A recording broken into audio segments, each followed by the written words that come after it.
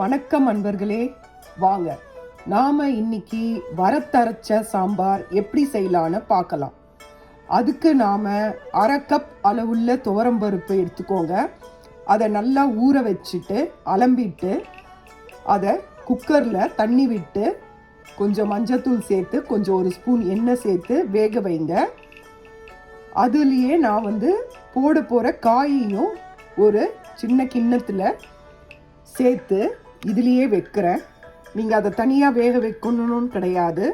பருப்பு வேகும்போதே இதையும் நீங்கள் ஒரு பாத்திரத்தில் வச்சிங்கன்னா அதுலேயே அது வெந்துடும். நீங்கள் உங்கள் சாம்பாருக்கு என்ன போடணுமோ அந்த காயை நீங்கள் சேர்த்துக்கலாம். நான் ஒரு அரை கேரட் எடுத்திருக்கேன், ஒரு 4 பீன்ஸ் எடுத்திருக்கேன், 3 இது எடுத்திருக்கேன் முருங்கைக்காய், அவ்வளோதான்.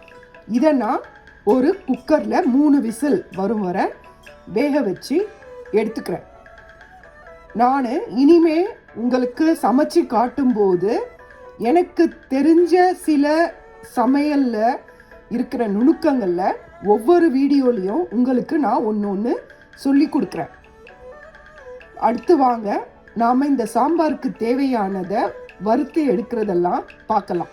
இப்போ நாம் வறுத்து அரைக்கிறதுக்கு என்ன எடுத்துக்கலான்னா 3 டீஸ்பூன் கோரியண்டர் சீட்ஸ் எடுத்துக்கோங்க, 1.5 டீஸ்பூன் சென்னா தால், 1 டீஸ்பூன் உருத் தால், ஒரு string curry leaves, 2 red chillies, 1/4 spoon fenugreek seed எடுத்துக்கோங்க. அதுக்கப்புறம் 1/4 ஸ்பூன் இங்க் பவுடரும் எடுத்துக்கோங்க. உங்ககிட்ட கெட்டி பெருங்காயம் இருந்தாலும் ஓகே, இல்லைன்னா பவுடர் பெருங்காயம் இருந்தாலும் ஓகே. அது ஒரு 1/4 ஸ்பூன் இதில் எடுத்துக்கோங்க.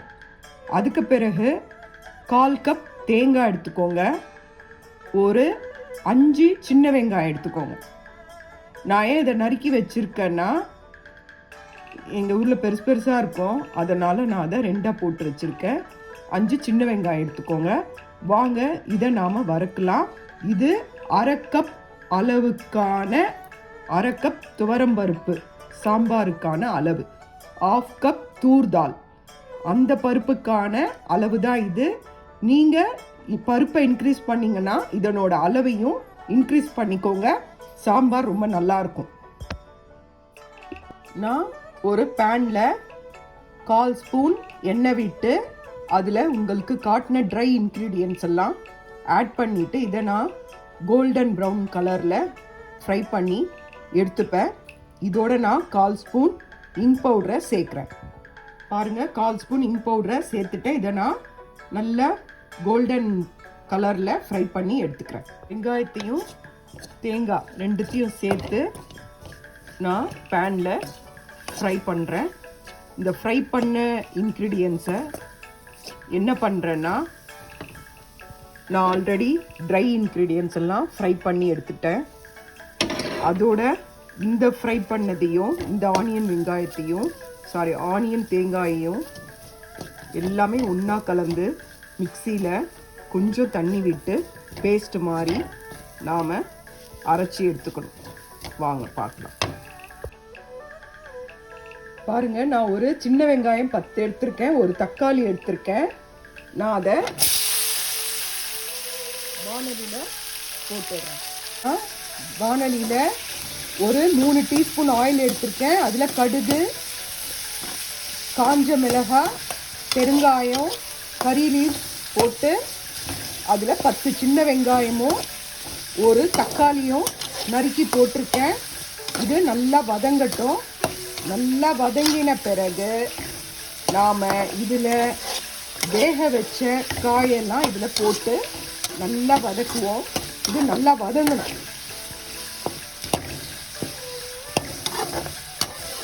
நல்லா இதை வதக்குங்க. நல்லா வதங்கின பிறகு நான் உங்களுக்கு இதை காட்டுறேன்.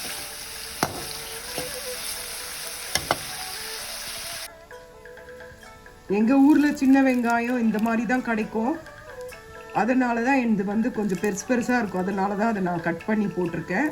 உங்கள் ஊரில் நல்லா அழகாக கிடைக்கும், அதனால் அது 10 கவுண்ட்டு, நான் என்ன கவுண்ட் சொல்கிறேனோ அதே மாதிரி யூஸ் பண்ணுங்கள்.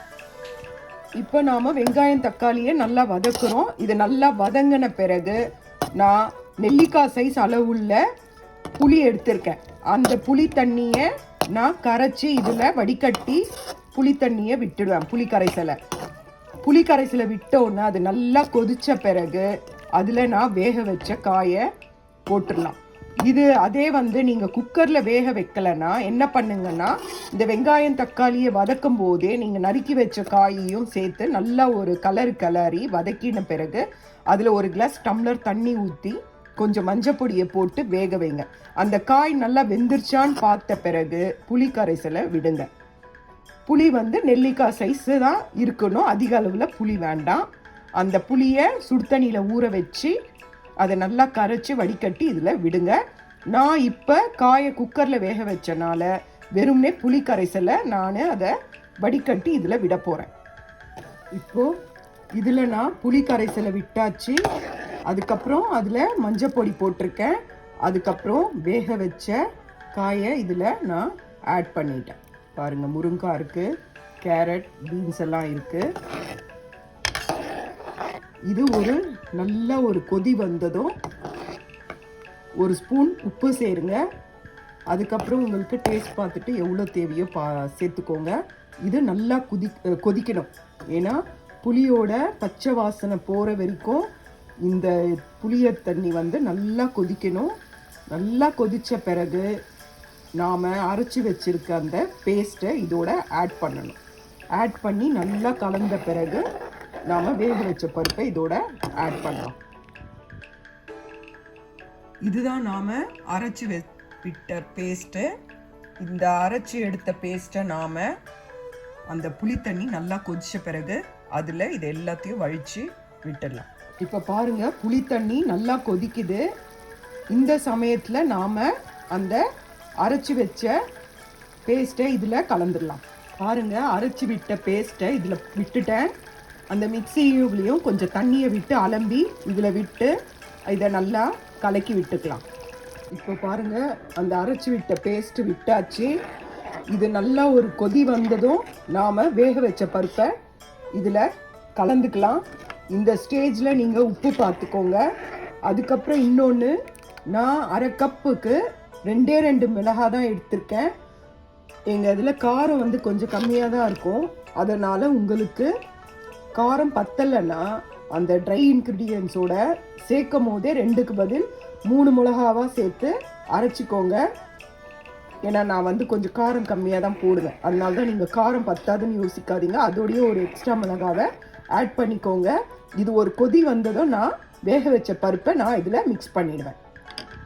பாருங்கள், நல்லா இந்த கொதிக்கிற ஸ்டேஜில் ஒரு 1/2 ஸ்பூன் வெல்லம் சேர்த்துக்கோங்க. ரொம்ப சூப்பராக இருக்கும். அதுக்கப்புறம் நிறுத்துகிற அந்த செகண்டில் 1 ஸ்பூன் நெய் விட்டு இறக்குனீங்கன்னா ரொம்ப அருமையாக இருக்கும். இதை நீங்கள் சூடான சாதத்தோட ஒரு பொரியலோட இந்த சாம்பாரை விட்டு சாப்பிட்டீங்கன்னா ரொம்ப அருமையாக இருக்கும். செஞ்சு பாருங்கள், நல்லாயிருக்கும். இந்த பாருங்கள், நல்லா கொதிச்சிச்சு, நல்லா நுரக்கட்டி வருது. இந்த ஸ்டேஜில் 1 ஸ்பூன் நெய் விட்டு இறக்கிடுங்க. சுவையான சாம்பார் ரெடி.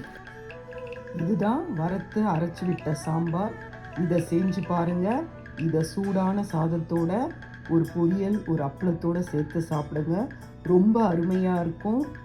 செஞ்சு பார்த்துட்டு கமெண்ட்டில் சொல்லுங்கள். லைக் பண்ணுங்கள், ஷேர் பண்ணுங்கள், சப்ஸ்கிரைப் பண்ணுங்கள். நன்றி, வணக்கம்.